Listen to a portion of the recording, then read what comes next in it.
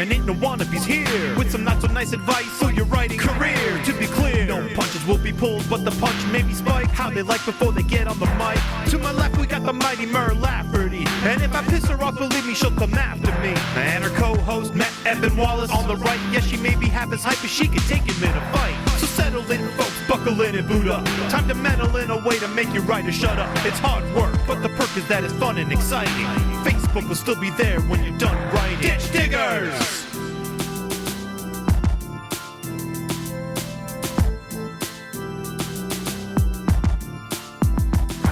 Ditch Diggers! Coming to you live from Morgan Freeman's calendar room, it is Ditch Diggers number 56 with Mer Lafferty and Matt Wallace. Good morning, Matt. Good morning, Mer. A lot of calendars about trains. Way more than I expected. I really like the one that's not, you don't flip it, it's actually spread out along the room like a train. So like January would be December because I don't know why. I love that you created a fictional three-dimensional calendar in that moment, but then you couldn't work out like how it would actually. I'm waving my arms around and trying to understand what I'm talking about. So January's the engine, December's the caboose, and then like November's the hobo car. Yeah. I like what would be the dining car? The dining car? That's March. So that's when you eat the most? No, I was thinking it's near the front of the train. So it's near first class, but it's got to be far enough back to where the lesser people can eat.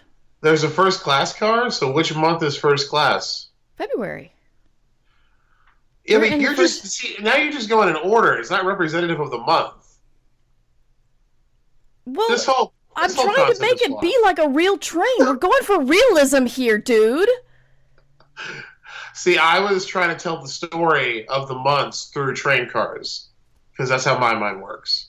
Well, you didn't tell me you wanted to do that. So I was going on what months are at the early and what train cars are at the early parts of the train. If you were to represent the year with train cars. By that metric, you were absolutely correct on all fronts, Mark. You were right. September would be the hobo car. September would be the hobo car. Yes. I'm not sure if that's offensive or not, but we can go with it. Why? You didn't get mad at November being the hobo car. Oh, I didn't hear you say. I just heard you say like a word. I assumed it was a train word that I didn't know, so I just skipped over it. Oh. That's why I went to the dining car thing. I'm like, she said something I don't have knowledge of. Change the subject quickly. Okay. Which I think is an improvement over the standard internet social media thing of leaning into it even though I know nothing about it and pretending to be an expert. There is a third option. What is the third? To acknowledge that I don't know what it is. What did you say? Yeah. Yes, that would have been the right way to go. Yeah. I think we're already learning things here today, Mark. We are. So really are. You're just objecting to the term hobo car completely. I'm not objecting. I know it's a thing. I just don't know. I think hobo is considered pejorative, and I don't know if it's cool to like say hobo. So. I'm trying to be more mindful of these things. No, I appreciate it. I thought hobos are they're self. I don't. That's what I'm saying. Ask Twitter. Is hobo a pejorative word? I'm gonna ask him. You go ahead and ask Twitter about that. You tell me which month the dining car. I don't know. I would say November would be the dining car because November is when you gorge yourself. That's good. On food, like that would represent the dining car to me. I don't know that any month would be considered first class.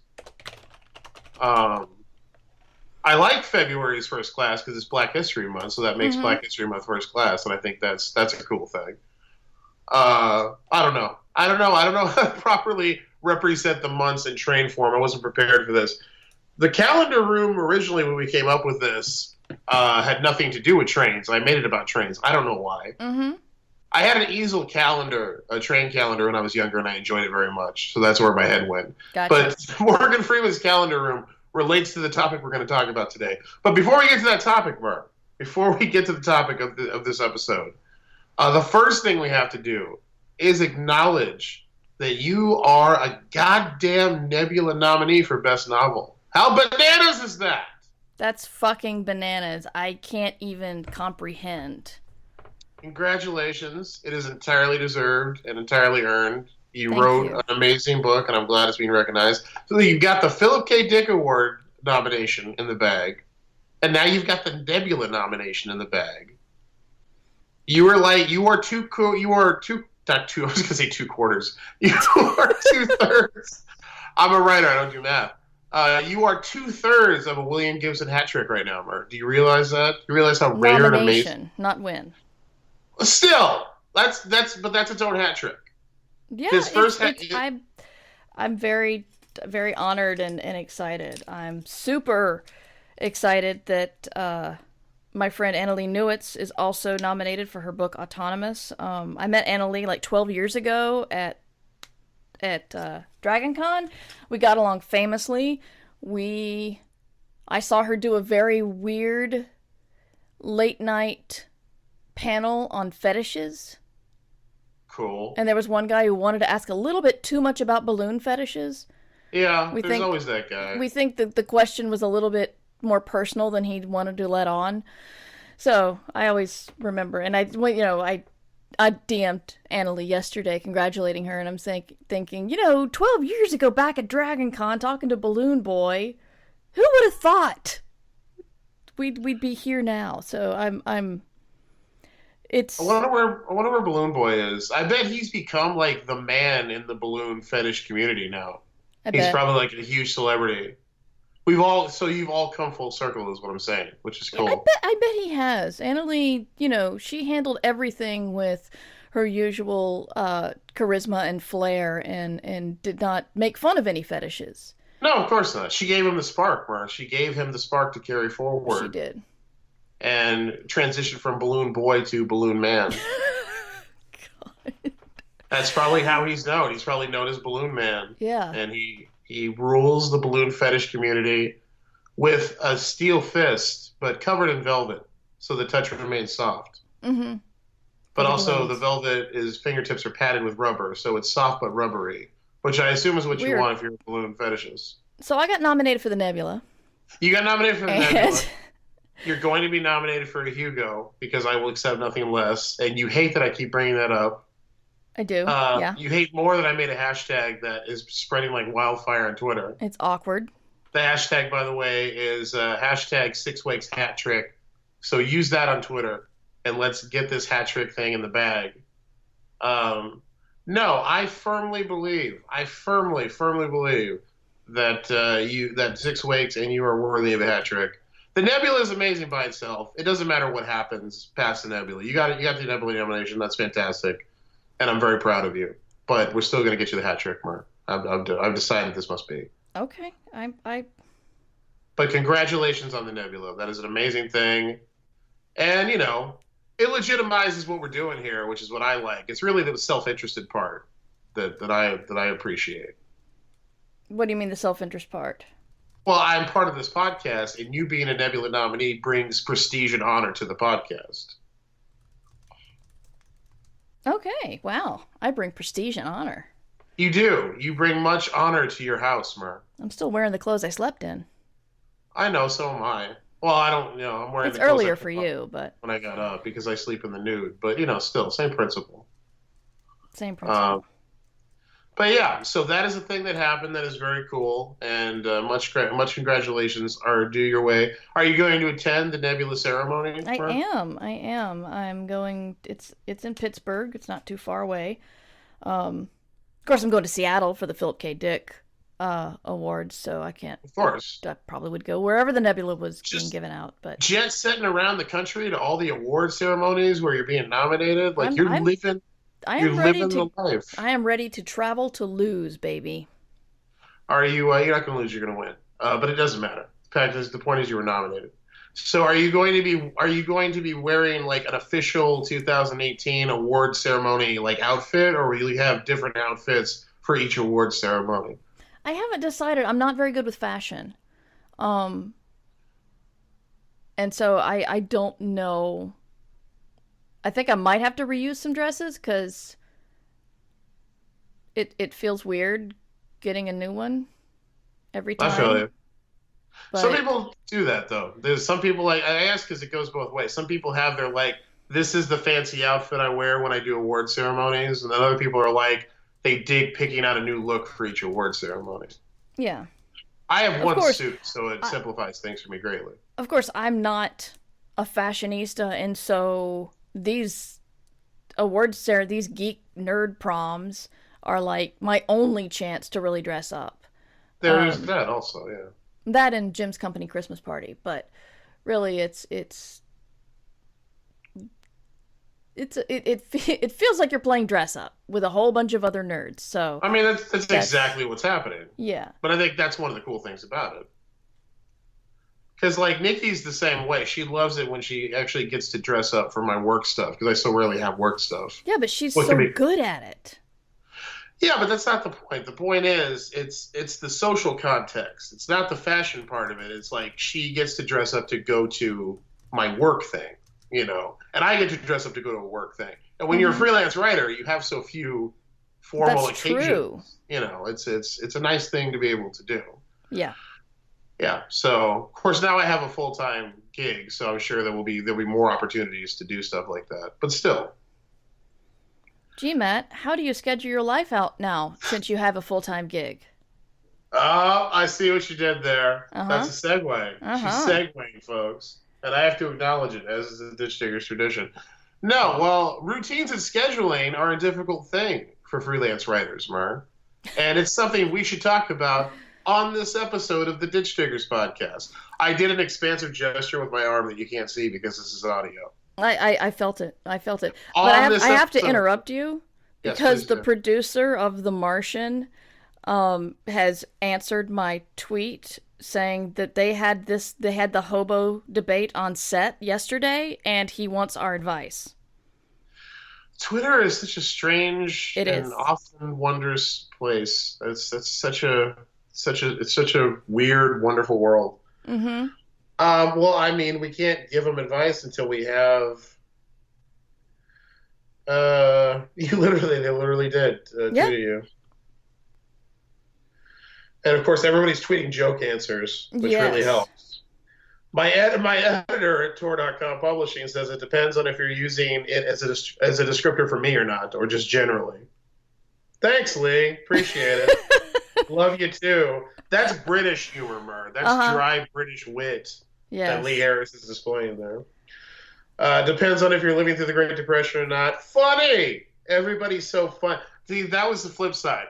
It was really cool that the producer of The Martian hit you up about having that debate, and then I read everybody's atypical Twitter jokey, we're all going to be funny shit. And I was like, oh yeah, that's what annoys me about Twitter. The thing is, the only person who answered for real is asking us for the answer. I know, they're asking us for the answer. I was saying, we can't give the answer until we have it, so I don't know. Yeah. We'll keep you updated as we record the episode, but we need to move on to the topic. Yes, I'm sorry. We've dilly-dallied enough. We have. And you know I hate to both dilly and dally. Yeah, it's really... I can do one or the other. I prefer dallying. But I refuse to do them both in tandem. Exactly. So, let's talk about what happens when it's... I like the metaphor... the metaphor drinking from the fire hose or feast or famine as a freelancer. But you're not a freelancer anymore. You're a working man. I am a working man. I am still a freelancer though, on top of that. That's what people don't realize. That's what's so hard about my life right now. I was talking about this on my vlog yesterday. And I acknowledge freely that this is nothing that tons of writers and authors, especially authors, don't go through. Many of us have full-time jobs and then have to write around that. The problem is, for the last several years, I had structured my life to where freelance writing was the sole thing that I did. So I now have a full-time writing job, and my full-time day job is also writing. I'm a content strategist for a marketing company. I do all the words. That's what I do. I make all the content that we utilize in our marketing. So I'm writing all day for that job, and I've got what is tantamount to a small business I'm running on top of that, because that's what being a freelance writer is, especially when you do it full time. It's your own small business. You know, I have the current, big work in progress novel that I'm doing. I have this podcast. I have my daily blog. All the platforms you maintain. I have all the pitches I'm doing for other projects, and I've slowed down on the freelance side of things, I'm only focusing on my own stuff, and I'm not worried about taking projects just because those projects will pay me money. So that is pivoted for my freelance. But I am still a freelance writer on top of being a full-time day job writer. So it's just these last couple of months since I started the job on January 2nd have been a vast adjustment period for me because of that. And I've learned to give credence to that too, because when I started the job, I was very adamant about, I've taken a job and it's a position that will allow me to still work on my other stuff, and I'll figure out how to do it, and I'll just work harder, and it won't be a big deal, and I won't let it be a big deal. And that was the totally wrong attitude to approach it with, I realized. And my wife, as usual, is much smarter than me. She told me at the beginning, it's going to be harder than you think it is. Yeah. And I kind of hand-waved that, because I just it's one of it is a pride, part of it is a pride thing. You're I want to prove to myself I can still do all the things I want to do. And then I think the other part of it was just as I said, there are so many authors in this position where they have a full-time job and then they write when they have time to write. I didn't want to be precious, myself about it. It was such a hardship on me. I didn't want to look at it that way because I felt it was belittling all the people who do it all the time, But that was the wrong attitude. That was an unhealthy approach. I have to give credence to the fact that it is hard to do all the things that I am doing simultaneously now.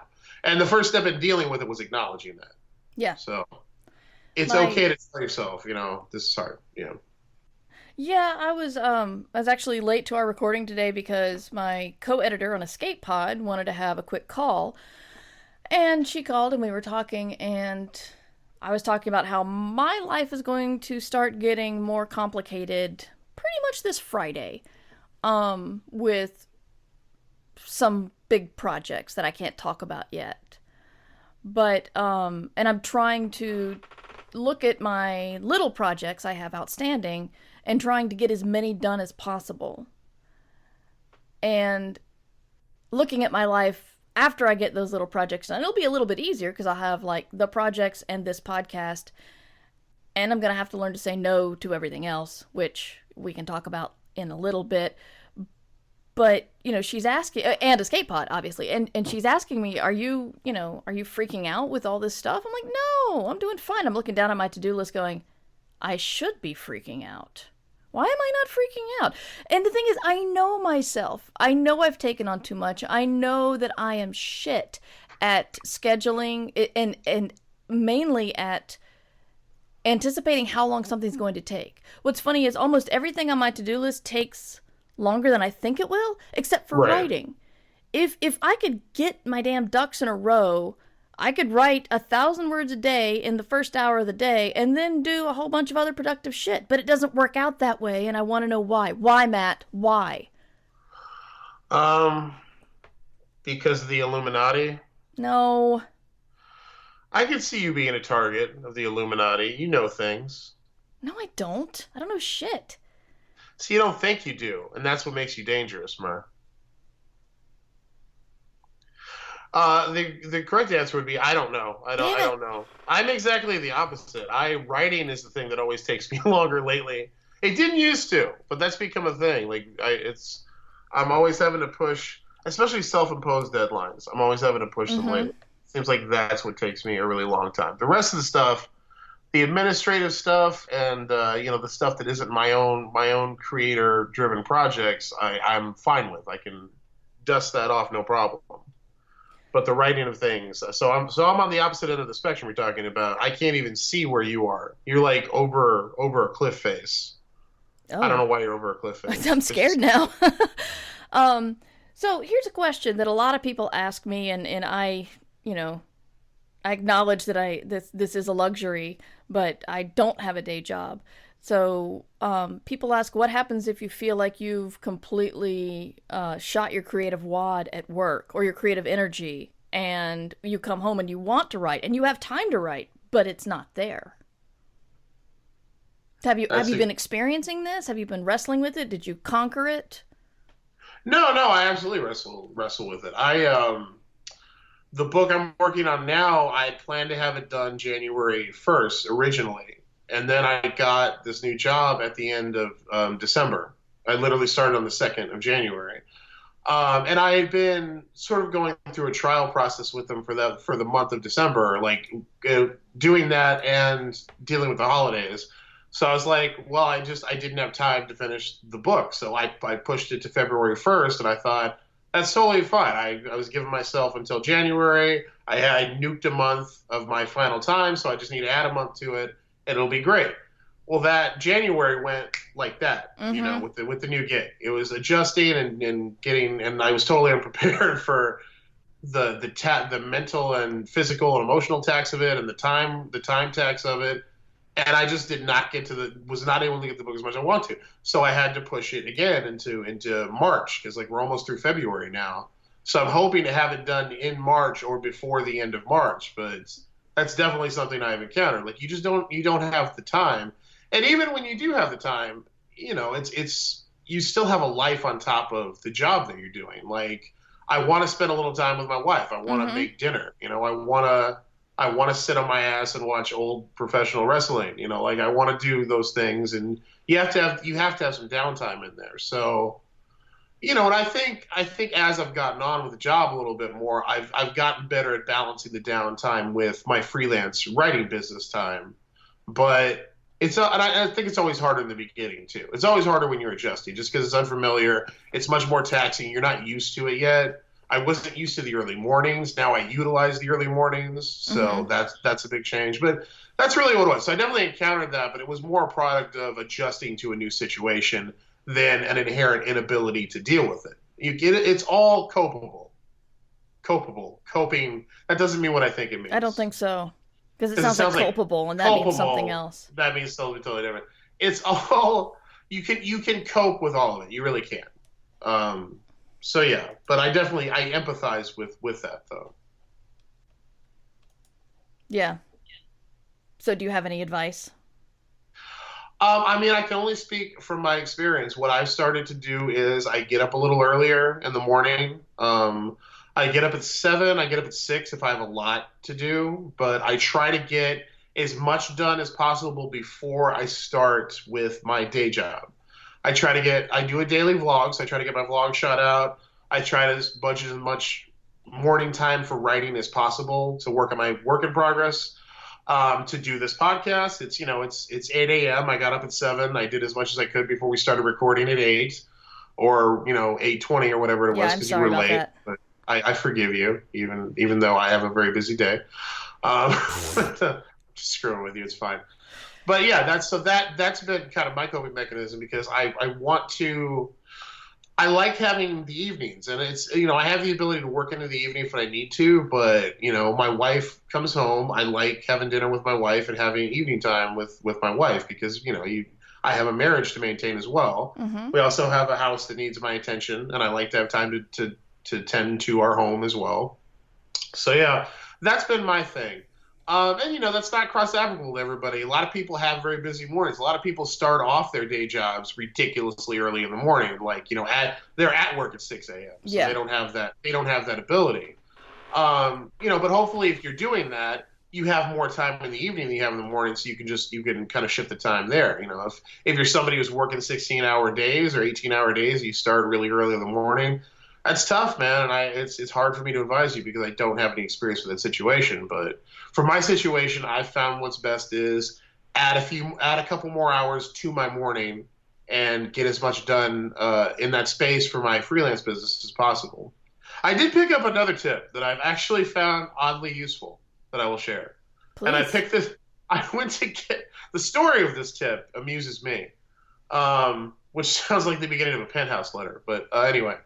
I went to get my oil changed, and as I was waiting for my oil to change, they had the Harry Connick Jr. talk show playing in the little lounge area, which I don't normally watch, but I like Harry Connick Jr. One of my first days with my wife was at Harry Connick Jr. So I'm watching the show, and he had Damon Johns on from Shark Tank, and the dude who created FUBU.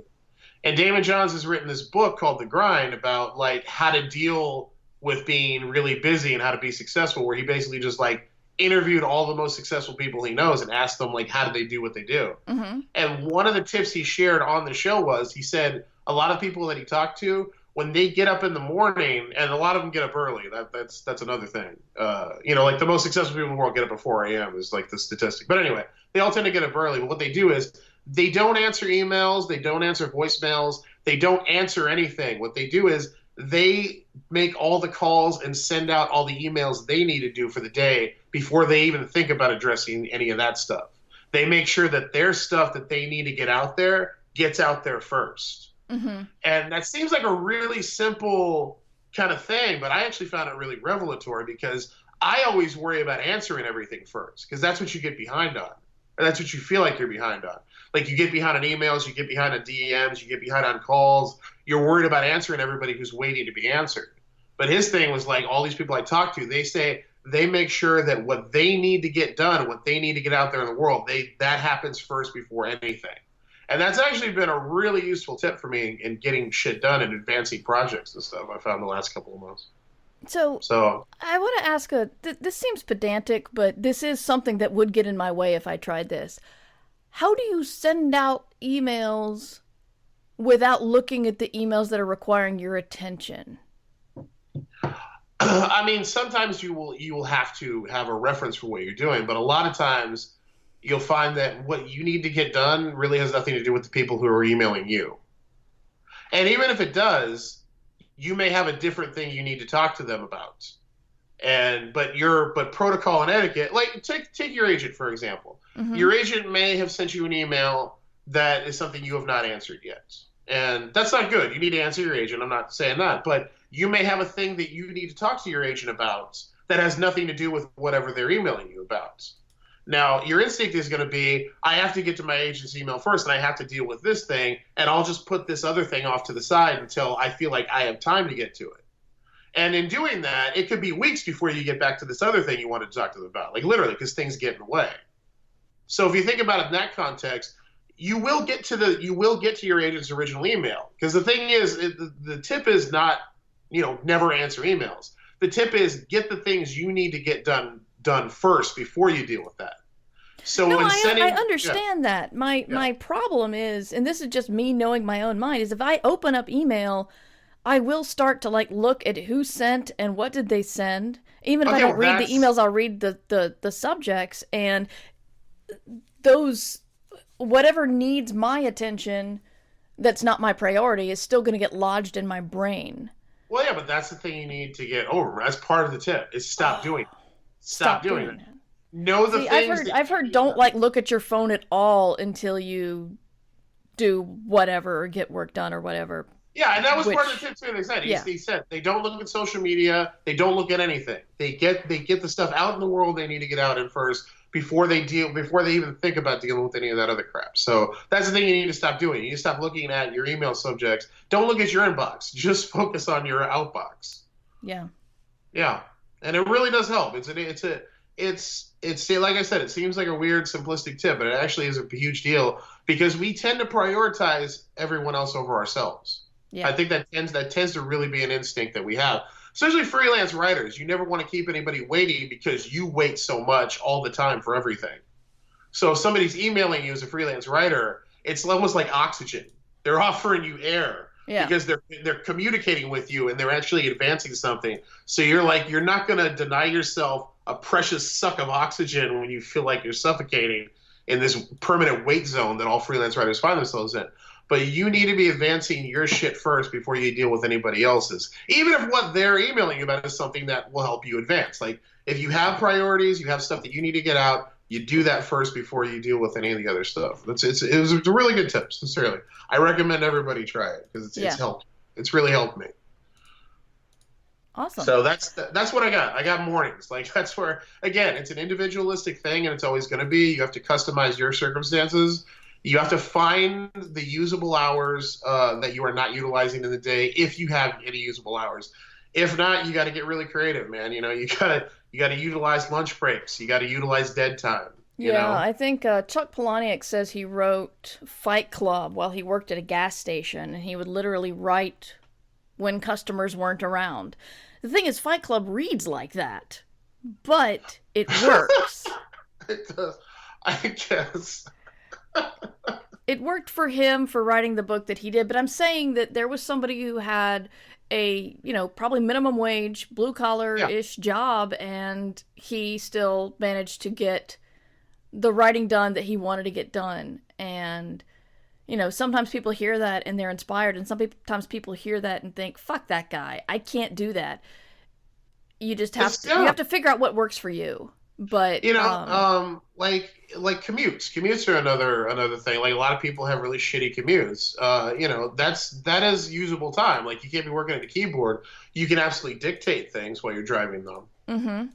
You get that technology that allows you to translate sound into text, mm-hmm. which still sounds revolutionary to me. I say that because it's such a common thing now. But like, that's time you can be using that you don't normally think of as usable. But yeah, I do genuinely feel like there is an adaptation. There is a way. You just have to really examine where you're usable and where your dead time is. That's the only way to go about it. Yeah. Don't sleep deprive yourself, though. I want to say that right off. You have to balance self-care with all this stuff we're talking about, and I think that tends to be the thing that people go to immediately when they think about restructuring to make time for stuff like this.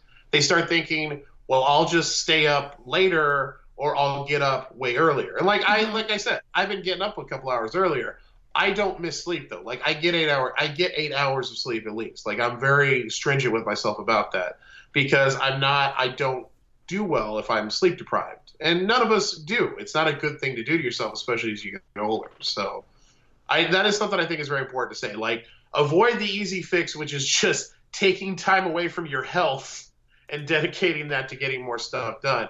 At the end, it's going to be a detriment, not a benefit. I guarantee you. Like, don't do that if you can avoid it. If you are new to Ditch Diggers, Matt and I are great advocates for self-care, because as romantic as it seems to push yourself to follow your dreams, you will eventually break. And I know people who denied the fact that they were too sick to work, and then they got really, really sick.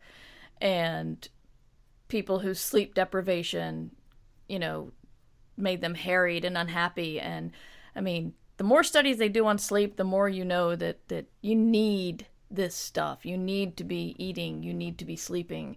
You need to take care of yourself.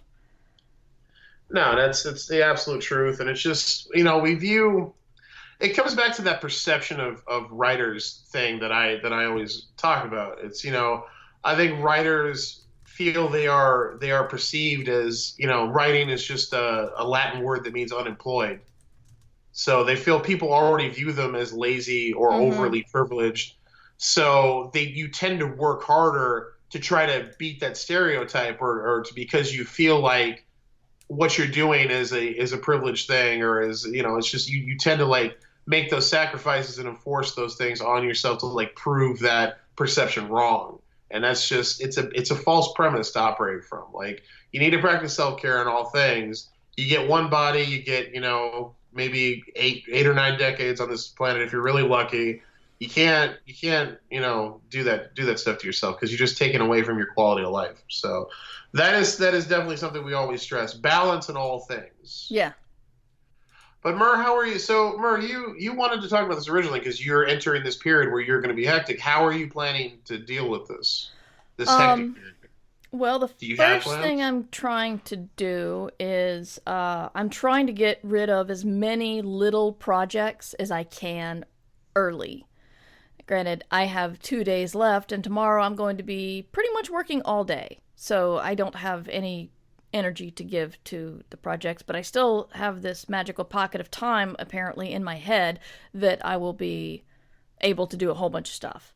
I think getting those projects done and out the door is priority 1. Priority 2, aside from huge projects coming, priority 2 is saying no.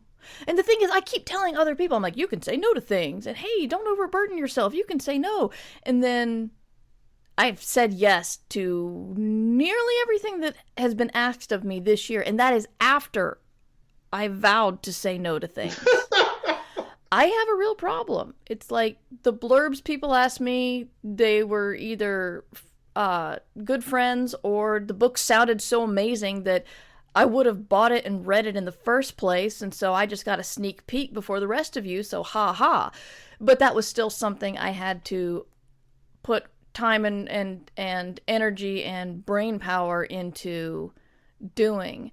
And I've agreed to 2 short stories. I may have to tell one that it's not going to happen. I think I will say no. You will say no, Murr. Yeah. You must say no. And then, write that on a Post-it and stick it on the mirror. You must say no. All right, let me find the Post-its. So yeah, I'm having an honest to God problem saying a lot of it is, when you get into this business, you make other friends in the business for some reason. Sometimes I think about the things I thought when I was a kid and I thought, damn, you were stupid.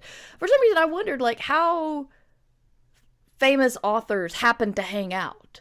Because, I thought, writing is a solitary thing. Why were these people friends? How did it happen? And now it's like most of my friends that are not local are in publishing in one way or another. And so, when a friend comes to you and says, I need a blurb, you think about all the times that you had to go to people and say, I need a blurb. Yeah. And you don't want to turn them down. And it's really, really hard. And I'm not sure how to take that step.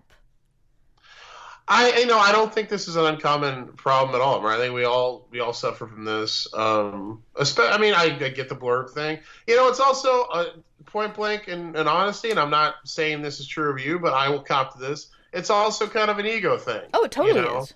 You're asked to do a blurb. You feel important. You feel like it means you matter. It means your opinion matters. It means you're an actual legit author, and people will care what you think. Yeah.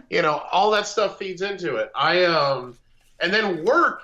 Turning down offers of work is like the hardest thing to do. And I was just dealing with this too. I spent all of last year looking for a new full-time job. It was a really difficult process. My books were not selling very well, and I like to be honest about that. It doesn't feel good to say that, but it's the truth. My books were not selling very well. I was struggling to make up income, and I was looking for any job that would pay me a significant amount of money, and any freelance job. And I was having trouble finding freelance work on top of looking for a full-time job. And like my agent is out there grinding. We're going after work for hire things, and I'm writing sample chapters for people, and they're telling me they're really good, and then they're not hiring me. It was a really shitty, like, ego battering, bank account battering year. And then, like, at the end of the year, and you got married. And I got married, and we bought a new house. It really sucked. The whole thing. That stuff was all good, but the stuff I was dealing with at the top of it sucked. So I'll add in all of that, and like the intense pressure of getting married to someone and being like, I want to give you an amazing life, but I suck. It did not feel well. So then so that was the whole last year, and it was really bad. And then at the end of the year, things like magically not magically, I'd done the legwork, but I signed on this new job, which just, and the thing is about the new gig I got, it's not just like a Joe job. It's not like a Mick job. It's not like just a copywriter job. It actually is more like a career. It's a fairly high level marketing job. So it was worth the wait to get it. But I also knew going into it, as much as I told myself I would make time for everything else, I did have some semblance of rationality and sanity about it. I knew I didn't have time for everything. So as I was signing on the new job, I actually got a work for hire offer from a publisher that I had been chasing to do something with for like 6 months. Oh, man. And they finally came to me and been like, we've got this thing, you're on if you want it. And I had to say no to it because the money was okay for that kind of gig, but it was nothing compared to like the full-time income I was about to make. And it wasn't something I was going to prioritize over going after my original projects. Because the one really good thing about getting this full-time job is it immensely clarifies the freelance side of things for me. I want to go after the stuff that I am creating. I want to go after the big ticket stuff that will advance my career as an author or a screenwriter, or just as a freelance writer in general. Because my time is much more valuable now. My time has a bigger premium now. And if I don't want to spend the rest of my life in marketing, I need these other things to take off. So I knew I could not prioritize anybody else's stuff over my stuff. So I had to say no. And it physically hurt me to say no because my experience had become so desperate in looking for these freelance things that, again, it was like somebody offering me oxygen when I felt like I was suffocating. I had to tell myself, you're not suffocating, you're fine. This is a perfectly normal, rational thing to do. Even my agent was like, it's an easy pass. He just like waved it off. Like, dude, it's an easy pass. Don't worry about it. But it like hurt me to turn down money. Like, it really, I felt it in my chest. So that is a very real thing that you have to overcome. It's so hard as a freelancer, especially a freelancer of, a decade or more experience being out there slogging through this stuff. You not only mentally, psychologically, you even physically train yourself to want to accept any offer that is given to you. And it's like your body literally tries to reject saying no. It's a bananas excuse me. It's a bananas thing, but the struggle is real. That is a real thing that is difficult to overcome. And I say all this just to tell you, like, I feel what you're saying, but it is also not something you can just dismiss out of hand. Like, okay, I'll just say no from now on. It's hard. It's a legitimately hard thing to do. Which is why you need to write it on a Post-it and stick it to your mirror. I just did. I just put it on my monitor, so I'm good. It'll help. It'll actually really help. I do that all the time because I'm good at talking. I'm very persuasive, so I can talk myself into anything usually. So I need to have those words up that remind me that I'm bullshitting myself. But yeah, I think saying no is another big ticket one when it comes to managing routine and schedule. Especially when things, hopefully get busy for you as a freelance writer, which is happening for you. And I'm thrilled for that, by the way. I'm glad that you are getting all these opportunities. You deserve them. Thank you. I think one thing that we're afraid of, and granted, it has happened to me before, is that you're also afraid if you say no, you will never get the opportunity again. Yeah, absolutely. You feel like everything is the last thing that will ever happen to you. Yeah, I have been invited to some of the more high-profile professional workshops. These are like invite only for pros kind of thing. And a lot of writers I admire go to these things. But both times I was invited as last minute after someone else dropped out. And I am, granted, my kid's 15 now, but still, this is a couple of years ago. And as the one at home, I work a lot, but I'm still the one mainly, the mom taxi and all that. And I can't just up and leave my family for a week. That's something we have to plan for. And so even though I got this great opportunity, I had to say no. And I said, I would love to be considered in the future with a little bit more lead time. And I haven't heard back from either workshop. So it's that fear. It's a real fear, and it can come true. But that's something that you have to be okay with. Because, you're putting, when you don't say no, and you probably should, you're putting your sanity on the line, you're putting your sleep schedule on the line, you're putting your reputation on the line if you don't deliver, and you're putting the more important projects on the line. So you have to remember what is going to suffer if I take this job. And it's if you can name like more than 2 things, you probably shouldn't take it. And by you, I mean me. No, of course. All this advice is always don't forget ourselves. I'm sorry I'm coughing so much. Excuse me. Should probably cut some of these out. No, that is sage advice. The thing that occurred to me while you were going through that, and that's all. I agree with everything you're saying. I think that's a great question to ask yourself, to use as a metric when you're dealing with whether to say yes or no to something. But the thing that occurred to me was, and the thing I would say, I think this holds true universally, honestly, is the only person or the only force that can halt your career as a freelance writer is you. The only thing that stops that road from going forward is if you stop writing and stop submitting and stop pushing yourself forward. There's no person or external force that if you don't say yes to an opportunity, that's going to somehow magically end your career. It's all about whether you choose to continue or not. So as long as you are choosing to go forward, it doesn't matter what you say no to. So yeah, is there anything else you'd like to offer on this subject, Mer, or any other questions you would like to pose? Because we have many questions. No, I think I'm good. I think we found a good way I can deal with this. So thank you. I think we did. I think we offered some worthy stuff there, so that was really cool. But shall I go to the goddamn Twitters? Sure, go to the goddamn Twitters. Update on the hobo thing. I've only had one person who says they would think it would be offensive. Everyone else says no.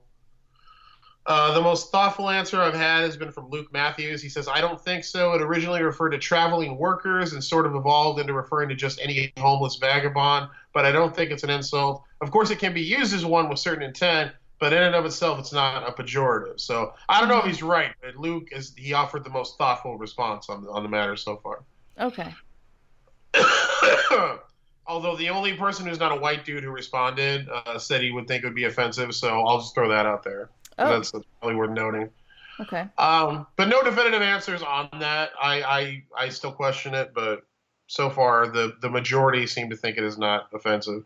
Of course, the majority is never a good thing to go by. Anyway, we have several questions from Twitter that are actually very good questions, and I will start with Tim Niederreiter, who is the host of Alive After Reading, the podcast that I was actually on a while back. Tim's a nice guy. Tim asks, how easy or difficult is your relationship with your publishers as hybrid authors? Does it strain it at all? If you are unfamiliar with the term hybrid author, it generally refers to an author who both self-publishes their work, releases work on their own independently, but also works with quote-unquote traditional publishers or entities to publish their things. Is that a fair definition of hybrid author? Yeah, I totally agree with it. That's it. You're trying to. Today, people really need to diversify their funds and diversify their income streams if they're freelance. So if you write something that you think is awesome and your publisher disagrees and you don't have anything in your contract, that is an important part. Yeah, that is to say that as the Ditch Diggers totally advocate hybrid authoring. Yeah. We both practice and we are both behind it. The question is, how easy or difficult is your relationship with your publishers as hybrid authors, and does it strain it at all? In my experience, they don't give a crap. Yeah. Generally, they don't care what you do aside from the stuff that you are contracted under. They don't want you to take that property or that book or whatever and do ancillary things without talking to them about it, because that's part of the whatever you're doing with them. But as far as your own work, and even then, there are plenty of authors who publish their big book with a publisher, and then they'll write like a novel, a novella set in that world, and self-publish it to supplement their income, in that ancillary way. And as long as there's no contractual conflict with your publisher, generally, in my experience, they don't really care. It's never strained my relationship with a publisher at all. Publishers, you are so... book marketing is so dependent on the author these days. Everyone expects the author to go out and sell the book, that I think publishers are happy with anything you're doing to build your platform or build your brand out there that will help sell all of your books, self-published or otherwise. Have you had any difficulties with publishers in the hybrid area, Mer? No. Several years ago, my editor at Orbit suggested they were doing some ebooks. And she was suggested maybe taking a look at my self-published stuff and having Orbit buy them and release them as Orbit ebooks, but nothing really ever came of that. And now I'm not publishing a lot of stuff on my own because I'm getting projects myself. Right. So when I get the non-hybrid, when I get the traditional projects, I take them, even though there are plenty of things I would like to do on my own, because I want to follow up on stories that publishers chose not to follow up on. I have not had a problem. I don't know anybody else who's had a problem. I think you just need to make sure that your contract doesn't stop you from publishing anything on your own, or say a friend of mine, I won't say who because they haven't given me permission to tell this story, but was doing hybrid and doing hybrid publishing. That's redundant. Sorry, doing hybrid publishing, and she had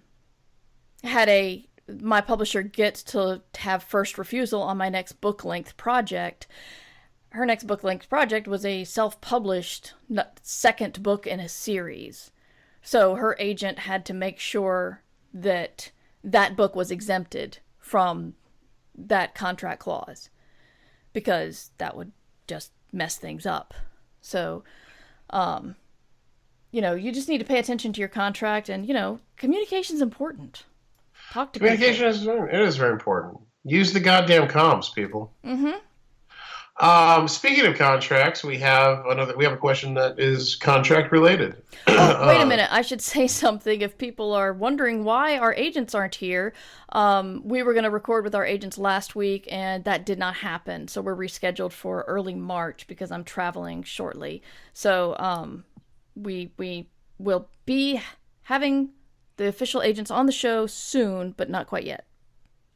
Go ahead. I just like the idea that anybody pays that close attention to what we do here. It's trippy to me. Considering we have a question from June about contracts, I think at least one person will be paying attention. I wasn't belittling. I was marveling. Oh, okay.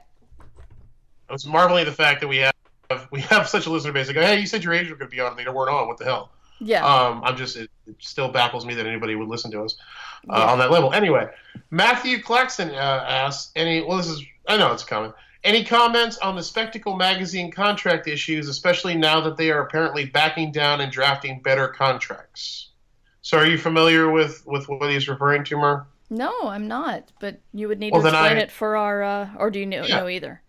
So cool. So anyway, so Spectacle magazine is a new quarterly SFF magazine based out of, I believe, Pacifica, California.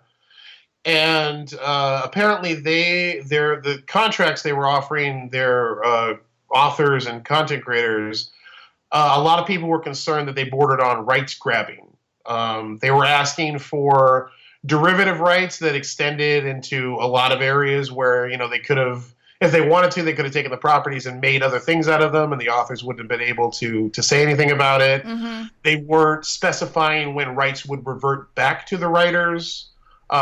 They do, they pay for the story. I believe they pay like $100 for flash fiction and $500 for longer stories, which is not terrible for the market at all. It's sad that it's not terrible, but it's not terrible for the market at all. But the rights they were asking for in their contracts raised a lot of questions, particularly with author Jason Sanford, who, if you're familiar at all with him or his Patreon, he covers a lot of like genre-based news and issues. So he actually investigated this and reached out to them and talked to them about it. And he asked basically, what's the deal with these contracts? I believe what he said is they appeared to have like ported a freelance journalist type contract without altering it for the medium. What Spectacle Magazine basically said was they use the same contract for fiction, nonfiction illustrators. They do that for efficiency. And they were asking for all of those rights for, I believe the phrase was maximum flexibility. Oh. Basically saying they wanted to be able to do things like create trailers, like video trailers for the magazine and the stories. And the part I remember most of their answers were, it's like they basically were saying, we're asking authors to trust us, to show a little faith. Oh, God. In us. And that, I know. So it was either the most like blatant con or the most genuinely naive thing I'd ever read. But anyway, so after, and a lot of credit to Jason Sanford on this, because he apparently did all the legwork on this issue. And I'll even link to Jason's Patreon in the show notes, because it's good to have somebody out there on this type of stuff for authors. So kudos to Jason on that. He actually gave Spectacle an intro to SFWA, and now Spectacle tweeted that they are working with the SFWA to redraft their contracts. They said they want to be quote-unquote good citizens, and they want to do things the right way. So they're apparently gonna fix all the rights gaps that they have in their contract. So that is the Spectacle magazine situation, and it's pretty much, like I said, it's pretty much resolved at this point. So I guess Matthew's just asking if we have any comments on it. My main comment would be that I don't trust any kind of publisher ever. That doesn't mean I don't respect them and can't work with them, and don't, take small things at face value. But when it comes to contracts, when it comes to anything that involves a contract, I don't trust anybody. And I don't think you can trust publishers when it comes to contracts, because all modern publishers have been raised in a system that is inherently exploitive to authors. Mm-hmm. And whether a publisher is malicious about it, or whether a publisher is just naive and entitled, they can't help operating from that premise of taking as much from the author as they can possibly get while compensating them as little as they possibly can. They've all been bred in a system that teaches that either overtly or subtly as an operating principle. So when it comes to contracts, I don't trust anyone ever, and I absolutely advise everyone in that vein. I don't think that's just a me thing. I think you have to treat contracts in a very adversarial way. And contracts are one of those things that they're the most like they're like the most important thing that we deal with as freelance writers, and they're one of the things that authors neglect the most. They really are. I feel like most authors, the reason we do this podcast is because authors are not business savvy people generally. They're just not. There are exceptions. There are people who are very savvy and out there, doing what they can. But by and large, most authors are just so eager to see their byline in print and see their story published and to be paid any amount of money ever for anything they write. They're so grateful for that and for that validation that they will sign anything that is given to them in exchange for that. And that is also why, as Mer referenced earlier, we are having our agents on the show, and we're going to talk about contracts and go through all this stuff for you, because authors definitely need way more education on contracts than is currently available to them. I'm glad Spectacle has owned up, and they're working with the SFWA to fix their shitty contracts. That's fantastic. It's entirely possible, as I said, they weren't being malicious about it. They weren't planning to do anything shady or exploitive. They just didn't know any better. That's entirely possible, because that's what the publishing system breeds. They breed people with really wildly unrealistic and unkind expectations towards authors and their rights and their compensation. Yeah. One thing that gets me is when I started working in corporate America, I was trying to go for the, let's be dedicated. Let's all work together to make this company work, and we're all important, and we will show you loyalty if you show us loyalty, and really believed in what I could do to make the company a better place. And then they laid me off. And then my next job, it's like, what can I do to make this company a better place? Then they laid me off. And then the third time, I'm just like, the clock's ticking.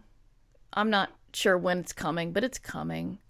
So I believe in the company, but they don't give a shit about me. Right. And then a year later, they laid me off. And so this whole trust me bullshit with contracts, it's like, if you want me to trust you blindly and sign your contract, why don't you trust me blindly and not have a contract at all? Right. Yeah. It's like, if I have to prove I love you by sleeping with you, why don't you prove you love me by not asking me? So it's just, just show your trust in me. It's just, that enrages me. Yeah, I'm just so angry because I'm so tired, and I don't care how big or little you are. I mean, Escape Pod is a business. I have to be on the publisher side when I deal with authors, and I know I'm not going to tell them to trust me. I think the only times I've said that has been with someone we've worked with several times before, and they know how our process works.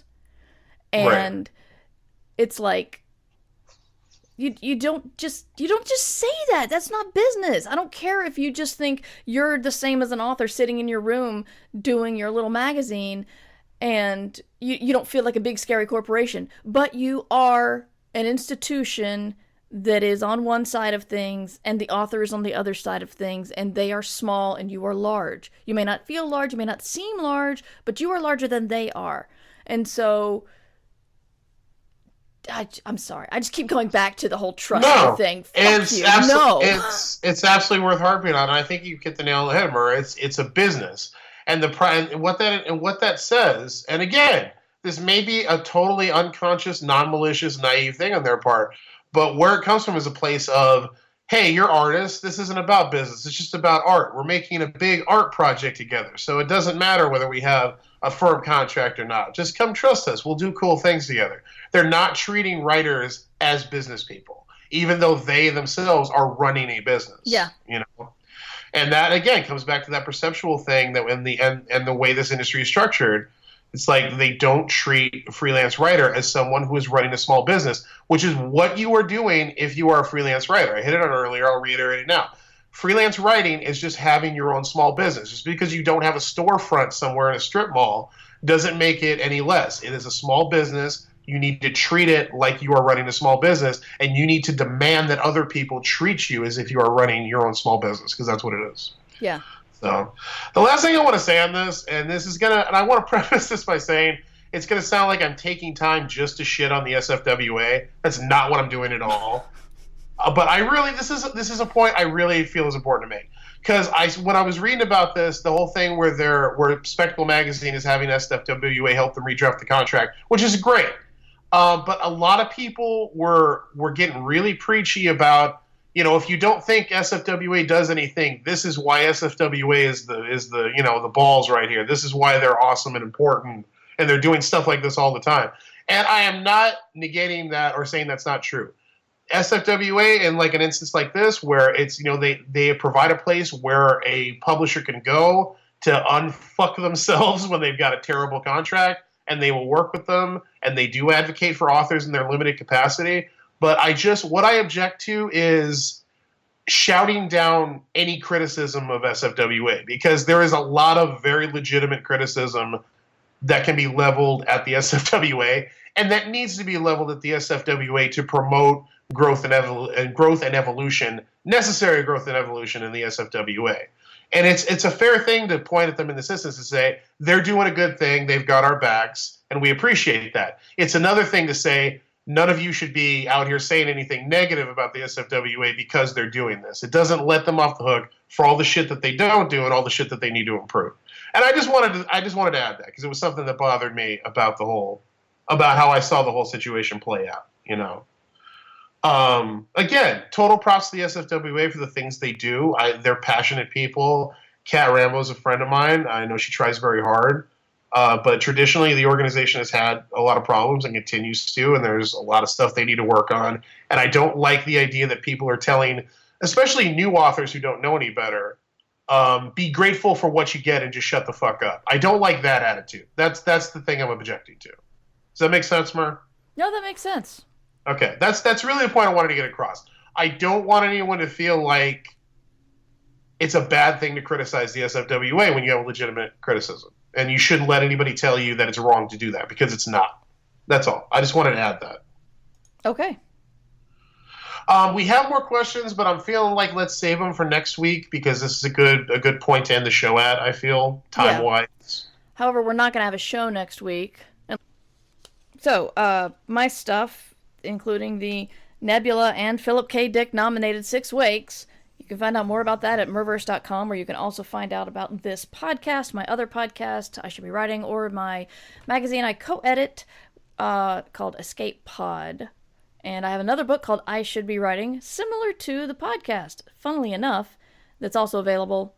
And you can also support our Patreon, which is so awesome because it's helping us do transcriptions of these shows. So you support the Patreon, and because it's not cheap, but I feel strongly that needs to be done. So you support the Patreon, give us a hand in these transcription costs. I'd appreciate it. I'm not even making it a goal, because I'm already doing it, damn it, because it needs to be done. I would just appreciate a little bit of help. Done. Absolutely. Yeah. So I think that's everything about me. If it's not, I'm sure you'll hear it on the next show. Go, Matt. I reiterate the Patreon because it's very important, and I also always like to add that even $1 makes a huge difference. If you pledge $1 a month, if all of our listeners did that, I could quit my marketing job. So yeah, even $1 on the Patreon really helps out, and it helps us do all the things we're doing here. Now that we're weekly, we're taking a lot more time, and there's more overhead, and like Mer said, transcribing. So yeah, I just want to reiterate what Mer said. The Patreon is very important. Please consider supporting us there. The other thing that I would like to add, Mer mentioned her novel 6 Weeks is up for the Philip K. Dick Award and the Nebula Award. Hugo nominations are open right now, Mer. Did you know that? That's right, they are. You can nominate works for the Hugo Awards if you were a member of World Fantasy Con last year going to be WorldCon, sorry. Not World Fantasy Con. If you were a member of WorldCon last year or going to be a member this year, you can nominate works for the Hugos. And if you are someone who is nominating works for the Hugos, hashtag 6 Weeks hat trick is all I have to say to you. You could also say Fancast. I'm getting to it. Well, you said that's all I have to say to you. I'm just saying. Oh, you're right. That's right. It's not, okay, so that's not all I have to say. It's the first thing I have to say to you is let's make it a hat trick for 6 Weeks. Nominate Mer's book 6 Weeks for Best Novel. If you're feeling really generous, my novella Gluttony Bay is also eligible for Best Novella this year. I wouldn't hate that, as it's actually my favorite book in the Sinister series that I've done. So Gluttony Bay, eligible for Best Novella. And finally, complete the trilogy, folks. Complete our story, the Ditch Diggers story at the Hugo Awards, by nominating the Ditch Diggers podcast for Best Fan Cast. We almost made it the year before last. We made it onto the ballot last year, but did not win. This year, we want to make it onto the ballot and win. A perfect, symmetric story trilogy will be told if you'll get behind us and nominate us for Best Fan Cast. Now that's all I beautiful, man. Thank you. Thank you very much. All right, everybody, thanks for listening. We'll either be back next week or the week after, depending on scary schedules. But like I said, things are going to start. I'm out of town next week, so that's what's going on. You're busy and important. I am busy and important. But, yeah, I will talk to you soon regardless, Matt. We'll see you next time, Mer. Congratulations again on the Nebula win and on your future Hugo nomination. Hat trick. Thank you. You can support us at patreon.com/mightymur. Ditch Diggers! Theme song by Devo Spice. DevoSpice.com.